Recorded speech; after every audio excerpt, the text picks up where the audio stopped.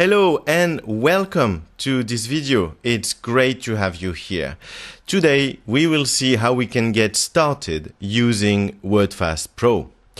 And we will be looking at Wordfast Pro version 7.1. So at the moment this video is being made, which is in April 2022. That's the version that will be showed in this video. If you come from Freelance Translators tip channel, of course, you will find in the video description a 25% discount on the purchase of Wordfast Pro. So if all the viewers now are interested in buying Wordfast Pro, well, you can find it here in the video description.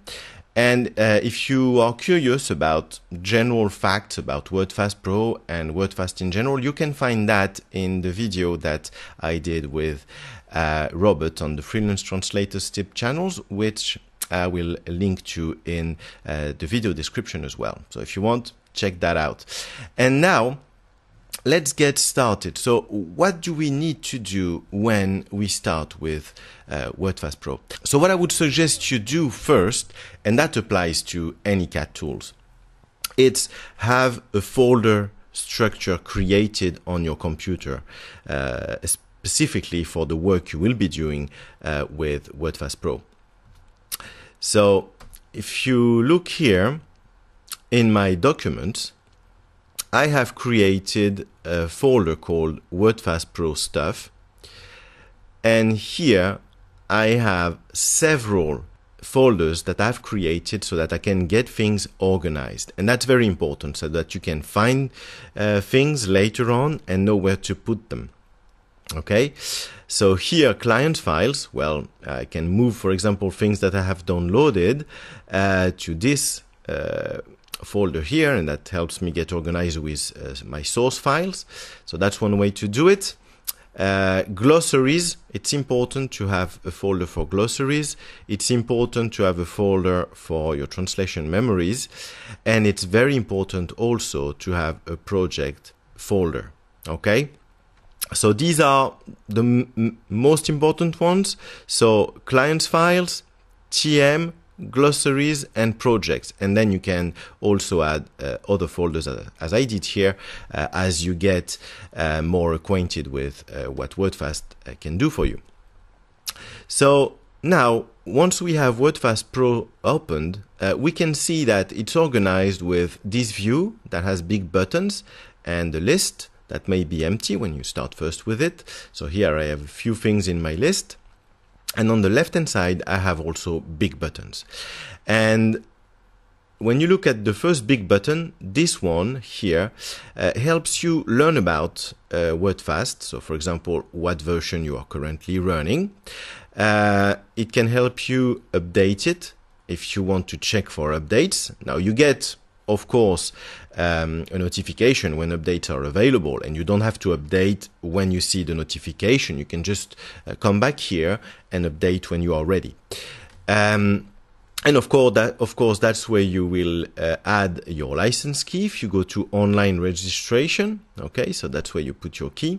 And the feedback section here is important because if one day you have an issue that you can't solve, something you want to get resolved so that you can move forward with something that you are translating, you have a problem, you think it's a bug, maybe you checked in the Facebook groups and you didn't really find an answer, or you went to the wiki and things like that. Well, here, this is your window to talk to the hotline. So it says feedback, but that's how you let the hotline know that you have a problem. And you can describe your problem here. Okay, you enter your name and email, and they will get back to you. And this hotline feature where you get support is included in your license. So you don't have to pay extra. As long as you have a working license that you have bought, well, you have access to this hotline as long as your license is valid. And now we see that we have two options grayed out at the bottom here. So these have to do with projects. So Wordfast Pro is structured, as many CAT tools, around projects. This means that in a project you can have different source files that you will be translating.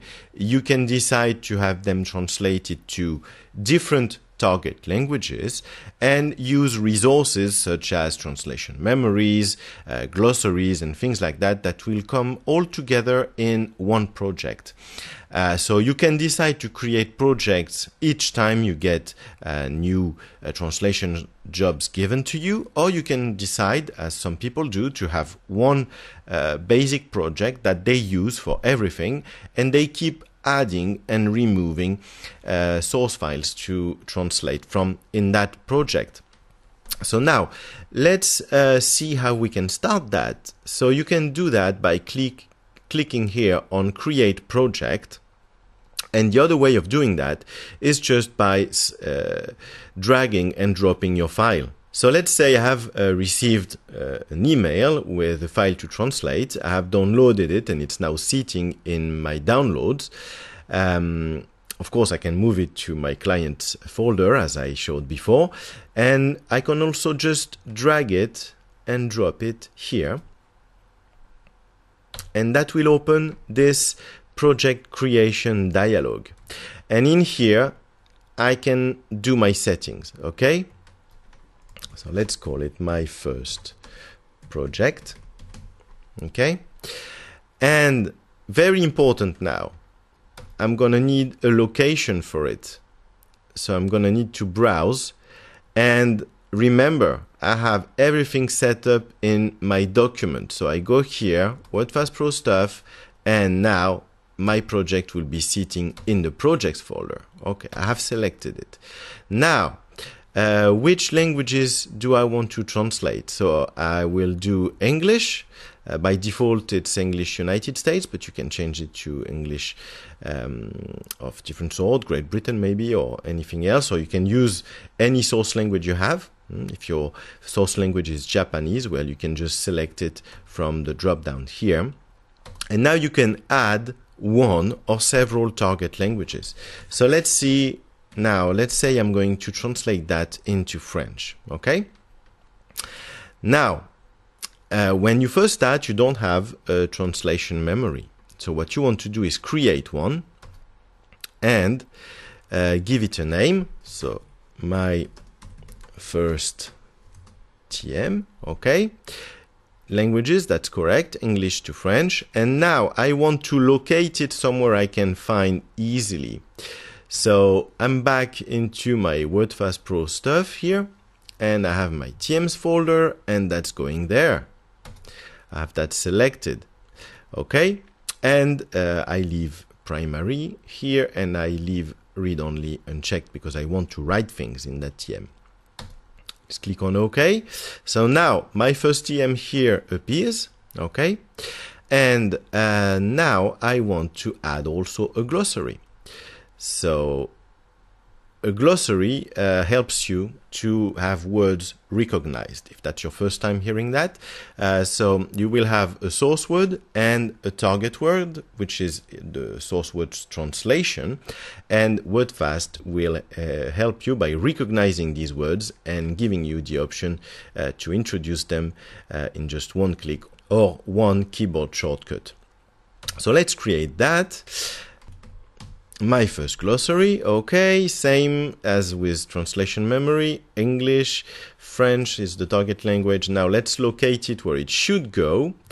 So we are back in Wordfast Pro stuff, and now I go into my glossaries, and that's where I want the glossary to go. Okay, so now let's see what do I have. Okay, I have a source file in the source file section. I have my languages set up for that project. I have the important stuff, which is a translation memory created for that project and a glossary. Okay, so we'll stick to the basics for now. And I have the option to run analysis report on documents. For the moment, I don't really need that, so I will untick it and I will create a project. So once your project is ready, you get this summary, okay? And if you see failed here, you have a problem. But here, everything is fine. Created 1, failed 0. So let's go forward. And here, by default, Open Created Project is ticked. So if you want that to be automatically opened, leave that ticked. And that's what we'll do. So we see that now, if I go back to the beginning, okay, the start, which is the house here, now this is no longer grayed out. This means that I have a project opened, and the project opens shows here in bold letters. So if I go back here, I can see my project is opened, and now I have access to the project files, which are the source files, which are here. I have access to the project TM, okay, which is here, my first TM, and I have access to project terminology, which is my glossary, okay? So this is here. Now, I want to translate this file. So what do I do? Well, I can just double click on it or click once and then click on Translate File. So let's just double click. Okay, so now we see that many windows open at the same time. I have my screen filled with different things and a lot of information. So what's what? Well, let's see that. Here, this area is where I will be doing the actual translation. Here, this area is where I get my translation memories results. Okay, so that's the basics here, and that serves other purposes as well, but that's where that goes. And here, this small window is where my terminology goes. And what I have here on the right hand side is how my project looks as I translate it. So let's say I'm going to translate this first sentence. So I have here on the left Wordfast Pro tutorial.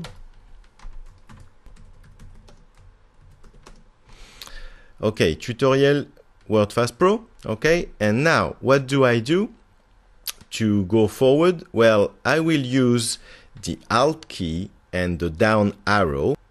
That will save my translation. That will go then into my translation memory. So let's do that and see what happens.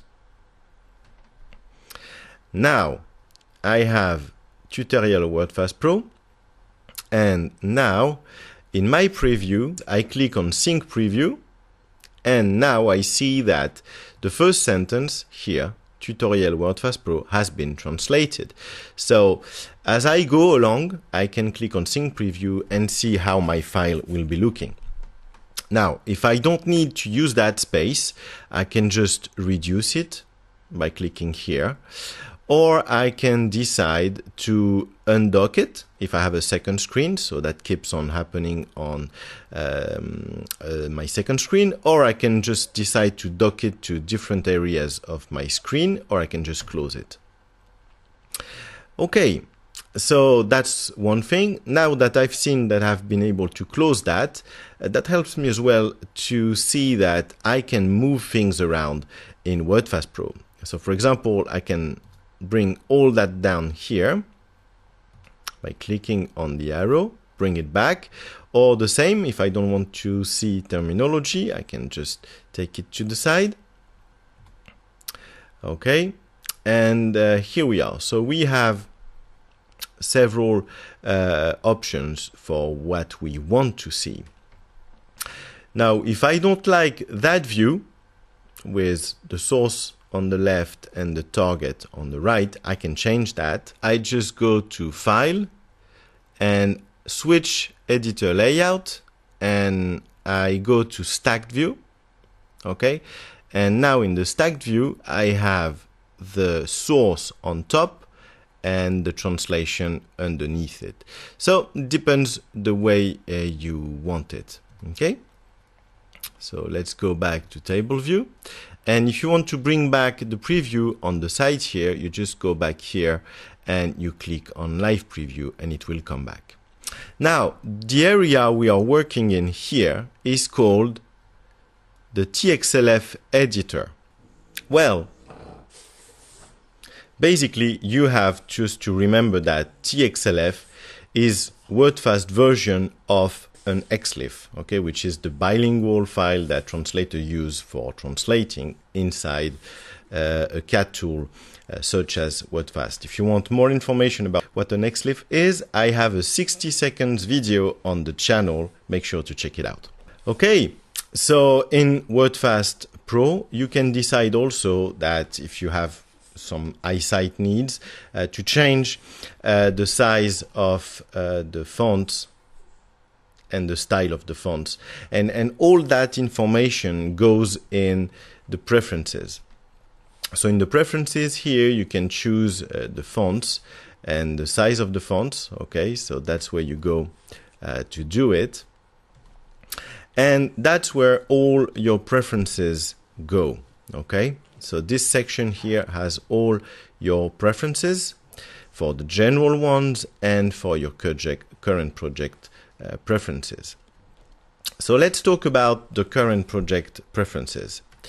So for example, for your translation memory, if you don't know what your translation memory is, please check my 60 seconds video on this channel here. So just a few suggestions. If you plan on using MT and in your language pair, machine translation gives you very good results. You may want to add that to your translation memory if you don't need to correct it after it's been translated. Of course, don't tick that if you're not using machine translation, or if machine translation is not at all reliable in your language pair. And now here are your TM rules. And the basic setting is add to your translation memory by overwriting the existing translation unit. What does that mean? That means that if you are translating a sentence and you have so you have your source and your target for that sentence, if later on you find the exact same sentence in the same document or in another document and you want to change what the target sentence is, well, you can change it, and that will just replace completely the previous translation you had in your translation memory. Now, if you don't want that, and if you want to have different versions in your translation memory for the same sentence, click here, add to TM, and do not overwrite the existing TU. And another setting that will make your life easier is when you go to Transcheck. And here you have a lot of things selected. If you plan on using Transcheck, make sure you choose only the things that you really want to be checked. Okay. And what I suggest you do is click on Transcheck segments while translating, and maybe when you are beginning, just untick everything and just keep tag selected and spelling selected. Let's click on OK. All right. Now let's go to the overview segment. So we click on it, and here now it is opened. And I see that this is in bold. And if I type,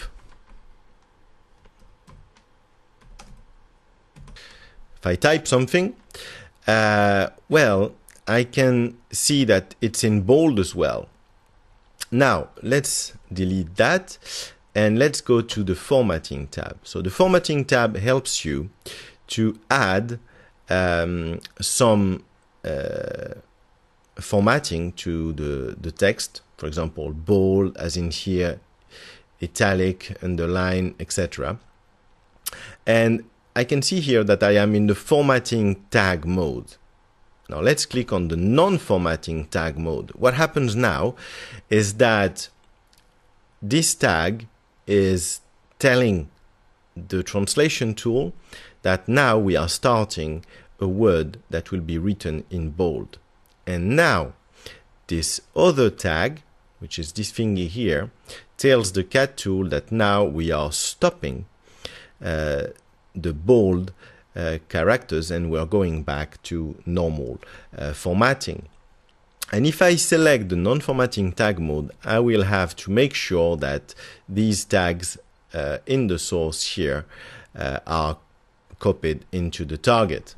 So to avoid having any issues with tags, as a general rule, what I need to do is to go to translation and use here copy source and select either to copy the full source, okay, or to decide to copy source tags, for example, and target terms, okay. And now I can just double click here and click and type, for example, this. All right, so let's say that's my translation, okay. And now if I do again Alt down, or if I just click on next segment, which will commit everything here, well, that will keep that in my translation memory. Now let's make an intentional mistake. I'm removing one tag, and let's do Alt down. And now I get a Transcheck warning. And that's what we changed before. Transcheck helps you to check that the translation you are doing will output the best way possible. And I have set it up, if you remember, to have tag warnings active. And now I can decide to go back to the issue or continue. I really want to go back to the issue. And now let's just fix that segment. So I'm bringing back my tags here. I click on them, and until I see the plus sign. Same here, I'm dropping that here. Okay. So now there is an issue. I didn't place that well. Okay. So I need to make sure that the V here comes after the tag. Now let's introduce another mistake. Okay, so here I introduced a spelling mistake. Let's now try to go to the next segment. Oh, spelling check. Something is wrong. So it tells me what. Go back to fix the issue. View, okay. And now if I do Alt down, everything should be fine. So now everything is fine. Okay, so using that, I just showed you what tags are and what happens when you don't get them right. It's important that you check that out, because if you don't get the tags right when you are translating, your target file will usually have problems and you won't be able to get it. So make sure you do that. So now let's see, if you don't know how translation memory works, let me just show you simply. So here I have this segment. What is a TM? Okay, so I have just typed in French what I think is the target translation. Let me use again Alt down.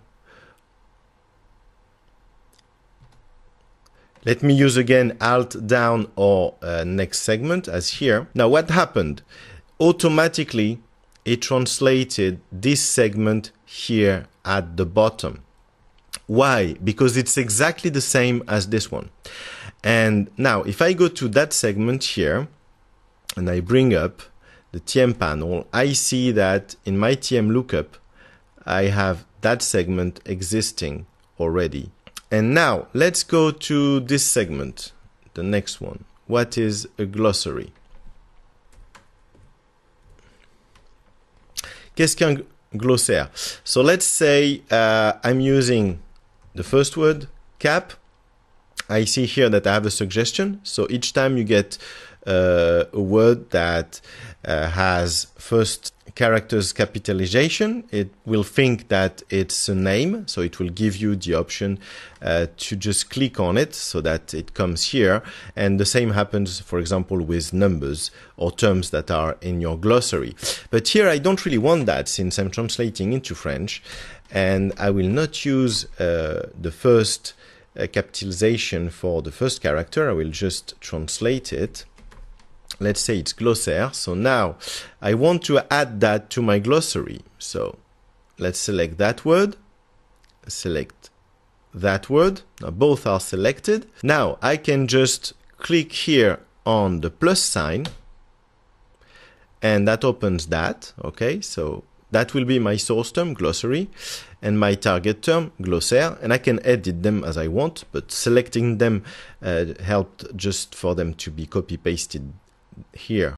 I can decide in which glossary they will go, and here my first glossary is selected, which is fine. I just click on OK, and now I see that my term appears here in my glossary, and that this term is recognized. Glossary. Okay. So now let's say this term was not here. Okay. It's still recognized. So let's now move and I type G, and now I get the option to use the target. So let's say I'm just using the arrows, go down one and click on enter, and now I have my term from the glossary in my target, and I can move on. Now let's say I am finished with translating that file and I want to get the file. I can click on File, Save File as Translated, and now I will have to decide where this file will go. Okay, so if I have a folder where I want to put it, well, I will navigate to that folder, click on OK, and it will be saved as the same file name. There is this section here added that says it's translated to the language you wanted to be translated it into. Okay, and you just click on save and that's it. So that gives us a brief overview. One thing we haven't looked at is this section here, which is called Quick Tools. And I won't get into details, but this here allows you to use features that are used by mostly project managers or translators that are used to use CAT tools and know what they are doing. Now, as a final suggestion, just coming back to our current project view, if you want to keep using the same project, some translators like to do that, you can just keep on adding source files here and translate them. Here I can see that the files we have been doing this demo on is 6% translated, but I can just come back here, current project, and I can choose that file and I can remove it, or I can choose to add new files by clicking here on this button, add files, or I can just drag and drop them here, and then I can start translating them by double clicking on them. So these were the basics to help you getting started with Wordfast Pro. And if you like this video, please like it, share, make sure you subscribe. And of course, if you want to buy Wordfast Pro at 25% discount, well, make sure to use the link in the video description. And that's it for getting started with Wordfast Pro. Talk to you in the next video.